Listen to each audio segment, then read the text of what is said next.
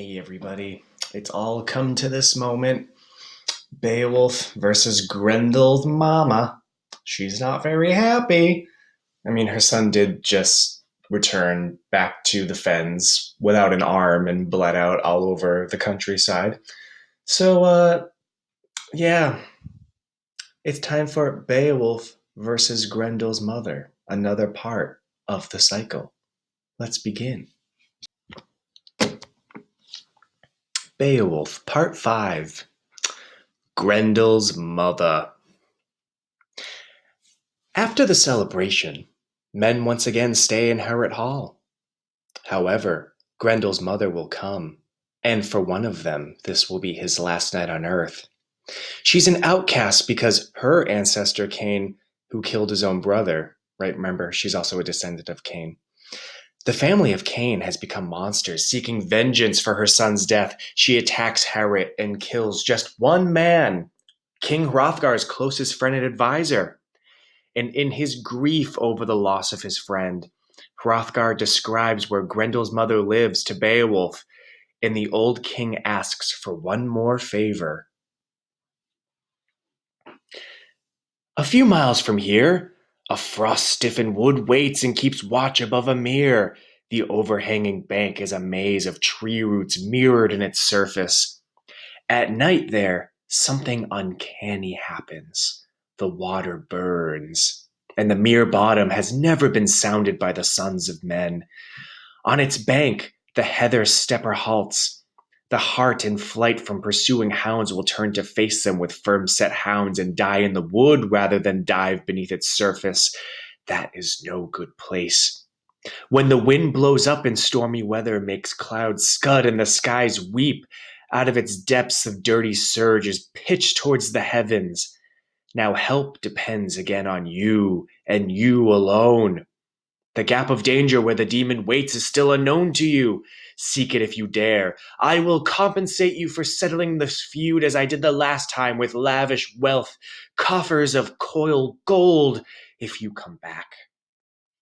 And Beowulf, son of Ecgtheow, replied to King Hrothgar, Why, sir, do not grieve. It is always better to avenge dear ones than to indulge in mourning. For every one of us living in this world means waiting for our end. Let whoever can win glory before death. When a warrior is gone, that will be his best and only bulwark. So arise, my lord, and let us immediately set forth on the trail of this troll dam. I guarantee you, she will not get away. Not to dens underground, nor upland groves, nor the ocean floor. She'll have nowhere to flee to endure your trouble today. Bear up and be the man I expect you to be. And a war party is quickly formed, and they track Grendel's mother to the fen where she lives. And to the astonishment of the party, it is marked by the head of Hrothgar's slain friend. The blood from the severed head stirs up all kinds of sea monsters near the shore, and Beowulf kills one with an arrow and brings it ashore, allowing all to see the type of monsters that await him in the water. Unferth, too afraid to go into the water, gives Beowulf a mighty sword named Hrunting. Beowulf also dresses for battle with chainmail, shield, and helmet, and Beowulf reminds Hrothgar of his earlier words about the death of a warrior. After these words, the Prince of the Weather Geats was impatient to be away and plunged suddenly. Without more ado, he dived into the heaving depths of the lake. It was the best part of the day before he could see the solid bottom. Quickly, the one who haunted those waters, who had scavenged and gone her gluttonous rounds for 100 seasons, sensed a human, observing how her outlandish lair from above. So she lunged and clutched and managed to catch him in her brutal grip, but his body, for all that, remained unscathed. The mesh of the chainmail saved him on the outside. Her savage talons failed to rip the web of his war shirt. Then once she touched bottom, that wolfish swimmer carried the ringmail prince to her court, so that for all his courage, he could never use the weapons he carried. And a bewildering horde came at him from the depths. Droves of sea beasts who attacked with tusks and tore at his chainmail in a ghastly onslaught. The gallant man could see he had entered some hellish turnhole, and yet the water did not work against him because the hall roofing held off the force of the current. And then he saw a firelight, a glam and flare up, a glimmer or brightness. The hero observed that swamp thing from hell, the Tarn hag in all her terrible strength, and then heaved his war sword and swung his arm, and the decorated blade came down ringing and singing on her head. But he soon found his battle torch extinguished. The shining blade refused to bite. The mark of Cain, remember? It spared her and failed the man in his need. It has gone through many hand-to-hand fights, had hewed the armor and helmets of the doom, but there at last the fabulous powers of the heirloom failed. Hygelac's kinsman kept thinking about his name and fame. He never lost heart, and then in a fury he flung his sword away. The keep inlaid worm-looped patterned steel was hurled to the ground. He would have to rely on his might of his arm. So must a man do who intends to gain enduring glory in a combat. Life doesn't cost him a thought. And then the Prince of Wargeats, warming to this fight with Grendel's mother, gripped her shoulder and laid about him in a battle frenzy. He pitched his killer opponent to the floor. But she rose quickly and retaliated, and grappled him tightly in her grim embrace. The sure-footed fighter felt daunted. The strongest of warriors stumbled and fell, so she pounced upon him and pulled out a broad, whetted knife. Now she would avenge her only child. But the mesh of chainmail on Beowulf's shoulder shielded his life, turned the edge and tip of the blade.